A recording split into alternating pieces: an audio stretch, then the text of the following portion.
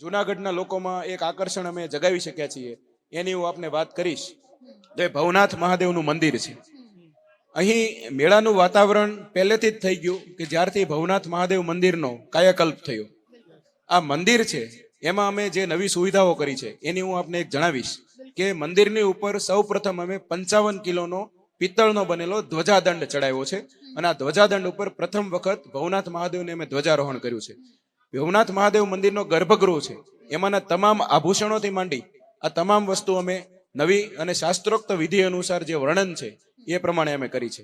આ ઉપરાંત જોઈએ તો ભવનાથ મહાદેવ મંદિર છે એનું સમગ્ર રંગરોગાન નવું કરવામાં આવ્યું છે. તમામ જે દેરીઓ અને સમાધિઓ હતી એનું અમે નામકરણ કર્યું છે.